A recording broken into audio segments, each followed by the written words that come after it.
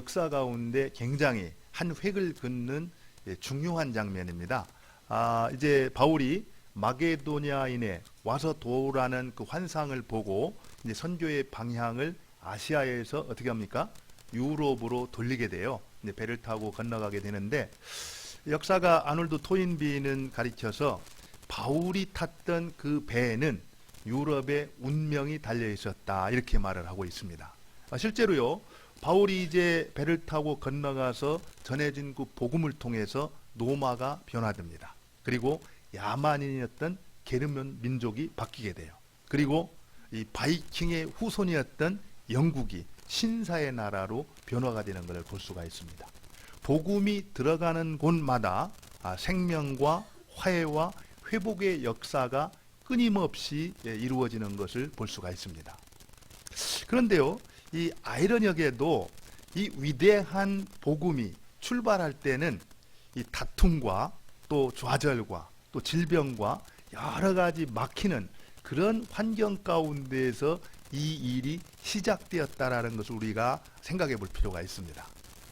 여러분들, 오늘 이제 내용을 이렇게 보면 알겠지만 2차 선교 여행이 이제 출발이 될 때 가장 먼저 어떤 일이 있었습니까? 바나바와 바울이 마가 문제로 인해서 다투게 되었어요. 그리고 또 이렇게 그 선교 여행을 지나면서 질병 때문인지 어떤 일인지는 모르지만 원했던 길들이 막히게 되었습니다. 그래가지고 결국 드로아까지 가서 결국 마게도냐를 건너가게 되잖아요. 이런 모습들을 보면은 하나님의 선하신 뜻이 이루어지는 것은 반드시 화려하고 좋은 일들, 성공적인 그런 일들을 통해서만 이루어지는 것이 아니라는 걸 볼 수가 있습니다. 어쩌면은 지금 왜 이런 일이 내 인생 가운데 일어날까? 이해할 수 없는 그런 여러 가지, 질병이 될 수도 있고 경제적인 어려움이 될 수도 있고 또 관계의 문제가 될 수도 있습니다. 또 환경의 어떤 변화가 될 수도 있겠죠.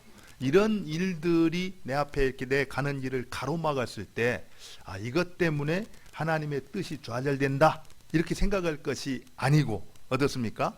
오히려 어쩌면 내 인생 가운데 더 중요한 그 일을 이루기 위해서 내 인생의 방향을 전환하라고 앞을 가로막는지도 모르겠다.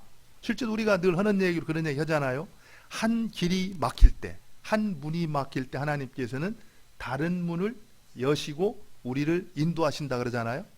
그런 의미에서 오늘 말씀을 듣는 가운데 정말 우리 인생을 통해서 계획하신 하나님의 아름다운 뜻이 어떻게 나의 그 순종을 통해서 이루어질 수 있을까? 또 나는 어떻게 성령의 인도하심을 받을 수 있을까? 이런 부분들을 한번 고민하는 그런 시간이 됐으면 좋겠습니다. 실제로 제가 고민을 많이 했어요. 첫 주, 그렇게 이렇게 첫 주라고 해서 특별한 거는 없죠, 그죠? 우리가 매일 같은 날이고 같은 주일인데 그럼에도 불구하고 좀 의미를 좀 부여하면서 우리 한 해 첫 주를 시작하는 주일에 이런 말씀을 나눴으면 좋겠다라고 어떤 말씀을 저는 아까 기도하는 가운데 본문의 말씀이 정말 우리 모두에게 꼭 필요한 말씀이다, 이런 생각이 들었어요. 그래서 제목도 고민을 많이 했습니다.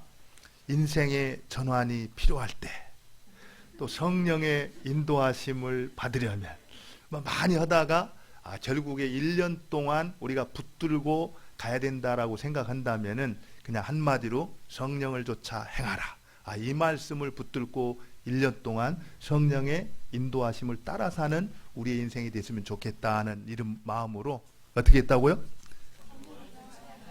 성령을 쫓아 행하십시오. 틀림없이 그러면 우리를 통해 주님이 귀한 뜻을 이루실 겁니다. 오늘 이제 말씀을 보면은 이제 두 부분으로 이렇게 좀 나누어서 볼 수가 있습니다. 1절부터 5절까지의 내용은 이제 이 바울 선교단에 누구를 이제 합류시키는 거예요? 디모데를 합류시키는 내용이고요. 그 다음에 6절부터 10절까지의 내용은 이제 이 바울 선교단이 사역의 어떤 방향을 아시아에서 유럽으로 이제 옮기게 되는 그 두 가지 내용입니다. 먼저 이제 한번 1절부터 5절 내용을 보면은 이제 사도 바울이 디모데를 이제 그 자기 선교 팀에 이제 합류를 시키게 되는데요. 디모데라는 사람이 누군가를 소개를 하고 있는데 1절에 어떻게 소개하고 있습니까? 우리 1절을 한번 같이 읽어볼까요? 같이 한번 읽겠습니다. 시작. 바울이 더베와 루스드라에도 이름에 거기 디모데라 하는 제자가 있으니 그 어머니는 믿는 유대 여자요 아버지는 헬라인이라. 예. 어머니는 유대 여자고 아버지는 헬라인이었다. 여러분들 이 유대인들이 민족을 이렇게 이해를 할 때 가장 증오하고 싫어했던 사람들이 이방인인데 그것만큼 또 증오했던 사람이 사마리아 사람들이었어요. 유대인과 이방인의 혼혈. 그들을 굉장히 이렇게 증오를 했는데 오늘 이제 디모데가 누구라는 거예요? 아버지는 헬라인이고 어머니는 유대인 사이에 태어난 혼혈이었다. 이 얘기를 기록하고 있는 겁니다. 이것은 뭔가 암시가 있는 거죠. 그죠? 유대인들은 디모데에 대해서 무슨 편견을 갖고 있다. 이런 얘기를 하고 있어요. 근데 놀라운 것은 2절에 봤더니 디모데는 누스드라와 이고니온에 있는 형제들에게 칭찬을 받는 자였다. 이렇게 말하고 있습니다. 그의 신분이 어땠든 간에 루스드라, 이방 땅에 있었던 루스드라와 이고니온 지역에서는 형제들에게 디모데라는 사람이 어떻게 했다고요? 칭찬을 받았다. 칭찬을 받았다는 얘기는 이 평판이 좋았다. 이렇게 말하고 있습니다. 실제 그 사람이 어땠는지는 몰라요. 그렇지만 주위에 있는 사람들로부터 어땠다고요? 좋은 평판을 받고 있었던 사람이었다. 이렇게 말하고 있습니다. 보통 우리가 평판이 좋은 사람이라야 어때요? 영향력을 끼칠 수 있어요. 여러분들 정치인들 이제 4월 15일이면은 이렇게 투표를 하잖아요. 그죠? 누구를 찍습니까? 평판이 좋은 사람 찍잖아요. 그죠? 물론 뭐 돈이 되는 사람을 찍을 수 있어요. 그렇지만 어쨌든 평판이 좋은 사람들이 이렇게 우리가 투표를 해서 그들로 하여금 일을 하게 하는데 이제 디모데라는 사람은 아마도 예수님을 믿고 나서 자기의 신분이 어땠든지 간에 그 지역에서 믿음과 행실과 어떤 삶에 있어서 본이 되었던 그래서 주위에 있는 사람으로부터 칭찬을 받았던 그런 사람이었다. 그러니까 그런 사람을 선교단에 그 사역에 합류시키고 싶었지 않았겠어요. 그죠? 그래서 바울은 이제 이 디모데를 같이 데리고 가기로 결정을 해요. 근데 그 데리고 합류시키기 전에 데리고 출발하기 전에 했던 일이 있어요. 무슨 일입니까? 그 3절을 한번 볼까요? 3절을 같이 한번 읽겠습니다. 시작. 바울이 그를 데리고 떠나고자 할새 그 지역에 있는 유대인으로 말미암아 그를 데려다가 할례를 행하니 이는 그 사람들이 그의 아버지는 헬라인인 줄 다 알미라라. 여러분들 이걸 읽으면서 조금 의아해하지 않으세요? 바울이 디모데에게 할례를 행했다. 왜냐하면은 여태까지 우리가 봤듯이 바울은 우리가 예수님을 믿을 때 할례가 필요하다, 필요 없다? 필요 없다고 강력히 주장을 했어요. 특별히 여러분들 갈라디아서를 보면은 유대주의자들하고 아주 생명을 걸고 싸우거든요. 우리가 의롭다함을 받는 것은 예수 그리스도의 십자가 죽음과 부활이지 그 이외에는 필요하지 않다. 그런데 왜 십자가 죽음과 부활 외에 할례를 받아야 구원다라고 말하느냐? 이 할례가 필요하다고 말하는 것은 예수 그리스도의 십자가 죽음과 부활, 그리스도의 중보자됨, 그리스도의 십자가가 우리의 구원을 위해서 부족하다라고 말하는 거기 때문에 그것은 옳지가 않다. 그러면서 강력하게 이제 그 할례가 필요 없다는 걸 주장을 하거든요. 우리가 본문 앞에서도 그 문제로 인해서 예루살렘에 올라가서 한참 이제 논쟁을 한 걸 봤잖아요. 그죠? 그러고 나서 결국에 예루살렘 공회로부터 답을 얻어내요. 어떤 답을 얻어냅니까? 할례가 필요 없다. 그 공문을 받아가지고 4절 내용에 보면은 그 똑같은 얘기가 나옵니다. 여러 성으로 다녀갈 때 예루살렘에 있는 사도와 장로들이 작정한 규례를 그들에게 주어 지키게 하니 이에 여러 교회가 믿음이 더욱 굳건해지고 수가 날마다 늘어가더라 그랬잖아요. 그죠? 그런데도 불구하고 왜 바울은 디모데에게 할례를 받도록 했을까? 왜 그랬을까요? 여러분들이 여러 가지 생각할 수 있어요. 그런데 거기 오늘 3절에 보면은 이는 그 사람이 그의 아버지는 헬라인인 줄 다 알미라라 그렇게 말하고 있거든요. 근데 이 부분에 대해서 사도 바울이 고린도전서 9장 19절에 22절에 보면은 정확하게 얘기를 하고 있습니다. 왜 할례를 행하게 했는가? 우리 한번 볼까요? 고린도전서 9장 19절로 22절인데요. 제가 한번 읽어드리겠습니다. 내가 모든 사람에게서 자유로우나 스스로 모든 사람에게 종이 된 것은 더 많은 사람을 얻고자 함이라. 유대인에게 내가 유대인과 같이 된 것은 유대인들을 얻고자 함이요 율법 아래에 있는 자들에게 내가 율법 아래에 있지 아니하나 율법 아래에 있는 자같이 된 것은 율법 아래에 있는 자들을 얻고자 함이요 율법 없는 자에게는 내가 하나님께는 율법 없는 자가 아니요 도리어 그리스도의 율법 아래에 있는 자이나 율법 없는 자와 같이 된 것은 율법 없는 자들을 얻고자 함이라. 22절은 같이 한번 읽어볼까요? 약한 자들에게 내가 약한 자와 된 것은 약한 자들을 얻고자 함이요 내가 여러 사람에게 여러 모습이 된 것은 아무쪼록 몇 사람이라도 구원하고자 함이니. 결국에 바울이 할례를 받지 않아도 의롭다함을 받는 것 문제가 없습니다. 그러나 바울이 유대인이면서 아버지가 헬라인이다, 이방인이다. 그런데 이방인이 아무것도 지키지 아니하고 그저 의롭다함을 받고 그리스도인이 됐다라는 것에 편치 않게 생각했던 유대인들, 그들의 마음을 생각해서 그들을 얻기 위해서 정말 그들이 끌림이 있어가지고서 주님께로 나오는 것이나 하나님을 섬기는 데 장애가 될까봐 그것을 무너뜨리기 위해서 그들을 얻기 위해서 바울은 어떻게 했다라는 거예요?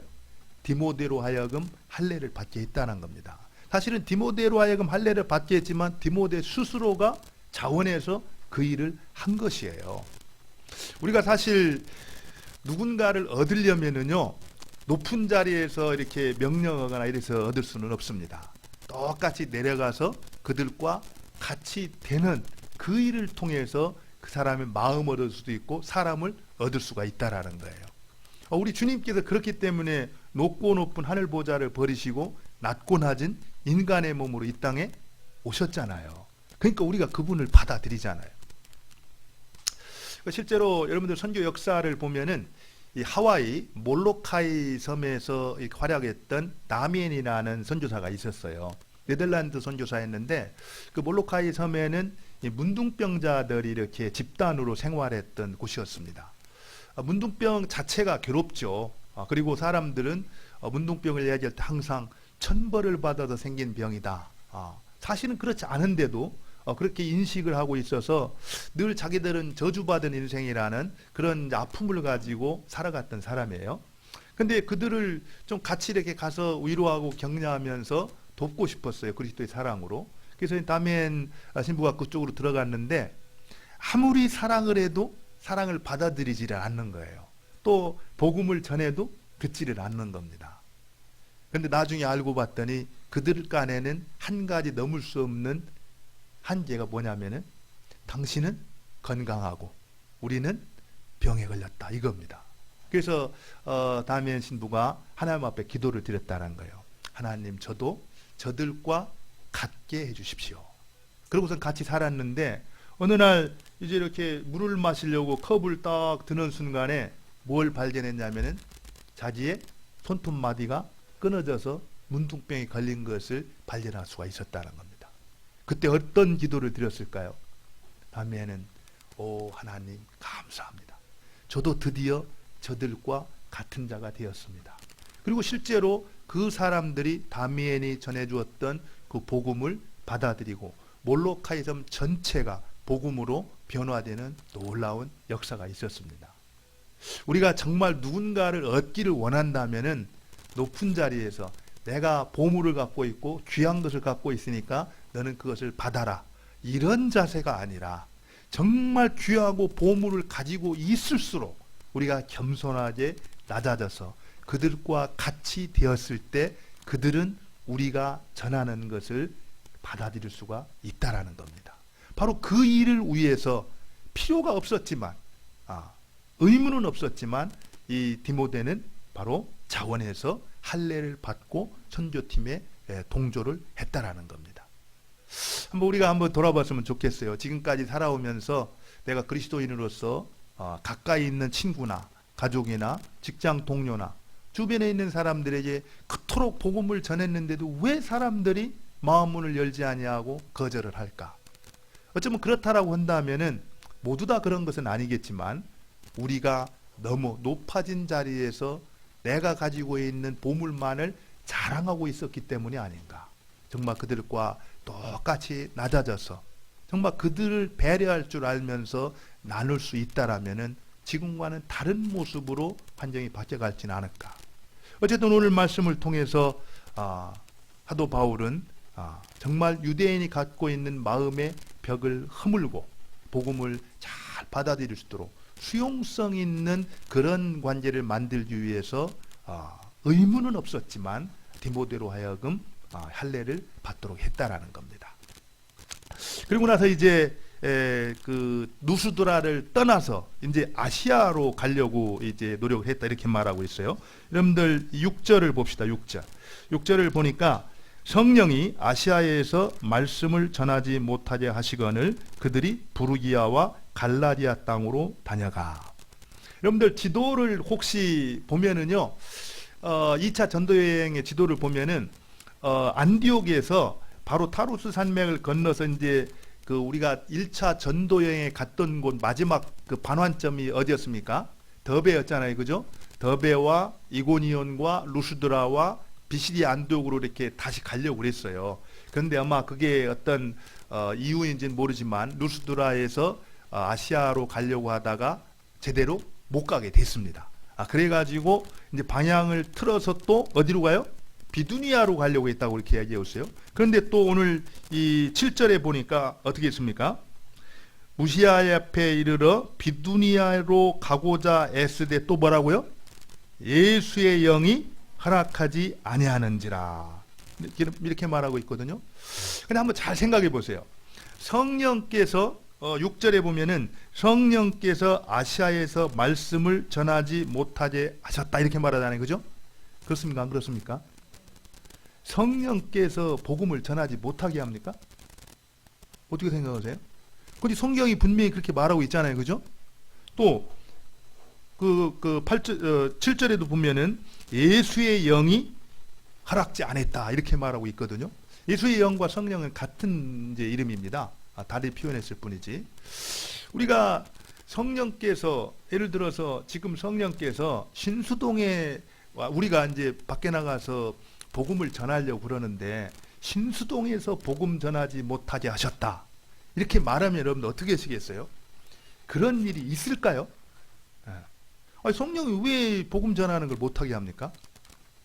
이 부분을 우리가 잘 이해를 해야 됩니다. 이런 부분들을 이해를 해야 우리가 하나님 말씀을 이렇게 이해하는데 바른 이제 이해를 할 수가 있는데 여기서 성령이 아시아에서 말씀을 전하지 못하게 하셨다 이 얘기는 실제로 바울의 계획 가운데에는 이제 아시아에서 복음을 전해서 그들에게 하나님의 그 나라를 세워가기를 원했어요. 그래서 이제 그 아시아로 이제 이렇게 나가려고 하는데 뭔지는 모르지만 근데 여기 이제 갈라디아서 4장이나 이런 내용들을 보면은 육체의 연약함이었다 이런 얘기가 나오거든요. 그러니까 아마 병에 걸렸던 것 같다는 생각을 해요. 그래서 그쪽으로 가려고 계획을 했는데 질병 때문에 도저히 그 높은 산과 힘든 여행을 할 수가 없었다. 이렇게 이해를 하는 것이 좋습니다. 그래서 좀 쉬었다가 다시 이제 방향을 그쪽이 어려우니까 비두니아 쪽으로 또 이제 방향을 턴해서 가려고 그랬는데 그것도 어떻게 했다는 거예요? 예수의 영이 허락지 안 했다 이렇게 나오거든요. 그 얘기는 기록을 안 했으니까 뭔지는 몰라요. 근데 한 육체적인 질병일 수도 있고 또 관계일 수도 있고 환경의 영향일 수도 있고요. 어떤 문제가 생겼다라는 겁니다. 그런 문제들 때문에 그곳에 가서 복음 전하는 것이 이제 막혔다라는 얘기예요. 그런데 그렇게 해서 남쪽으로 가려고도 안 되고 또 북쪽으로 올라가려고도 안 됐는데 서쪽의 길이 열린 거예요. 그 드로아로 가는 무시아를 지나 드로아가는 서쪽의 길이 열려가지고 그곳으로 이렇게 진행을 했다라는 거예요. 그랬는데 드로아에 딱 도착을 했더니 마침 드로아에서 뭘 본 거예요? 여기 나왔잖아요. 우리 한번 무시아를 지나 드로아에 갔는데 9절 한번 읽겠습니다. 9절 같이 한번 읽어볼까요? 시작.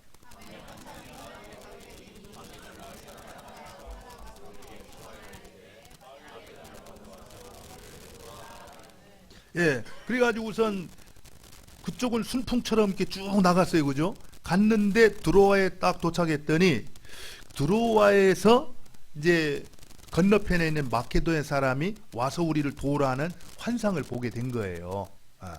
그러고 났더니 10절에 바울이 그 환상을 보았을 때 굉장히 중요합니다.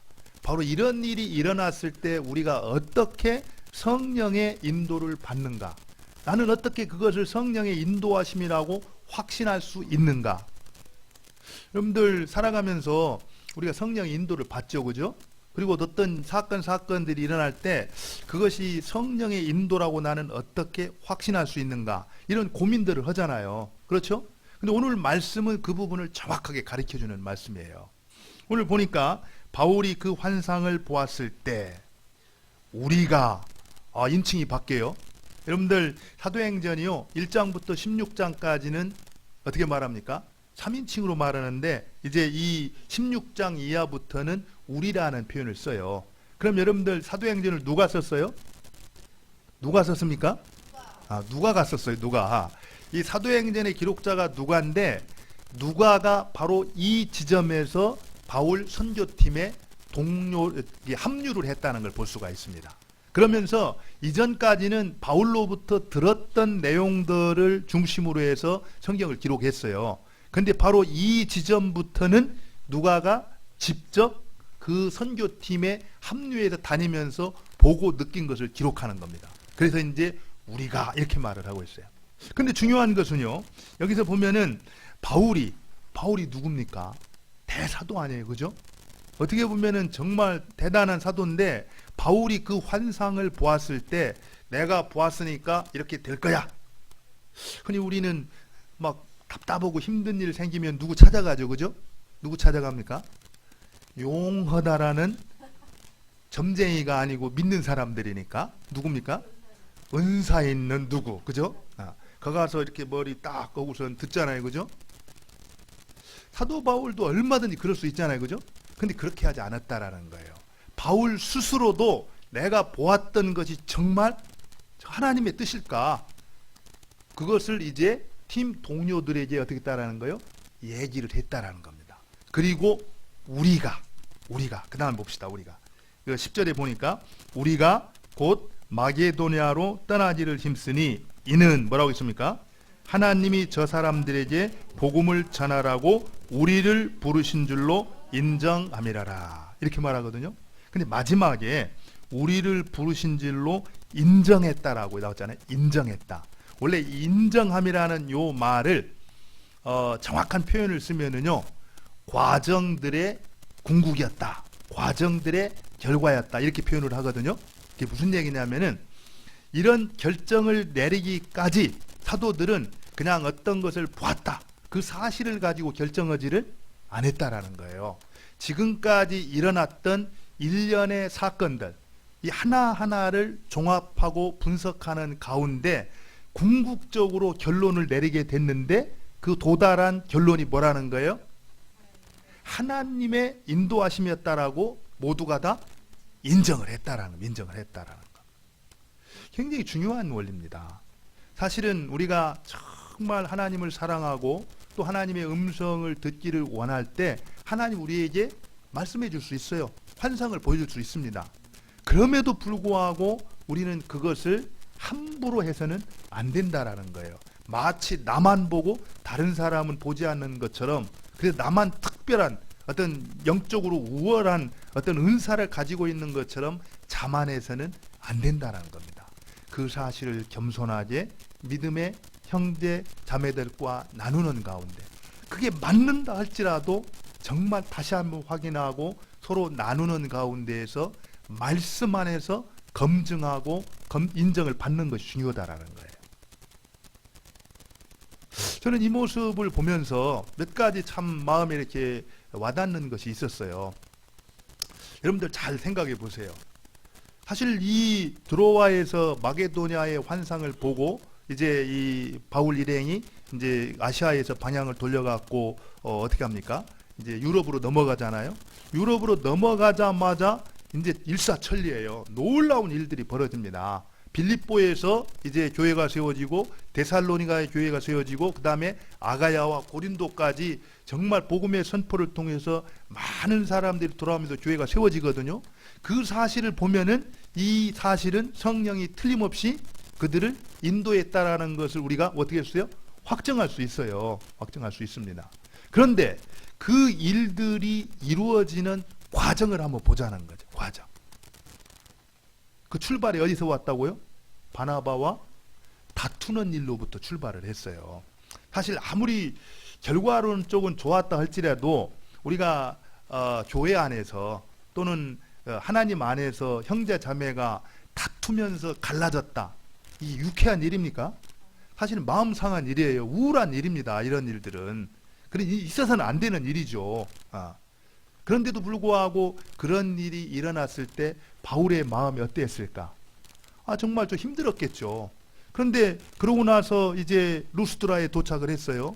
근데 거기서 어떻든 이 디모데라는 사람을 만나가지고 아시아 쪽으로 가려고 했는데 또 몸이 너무너무 아파요.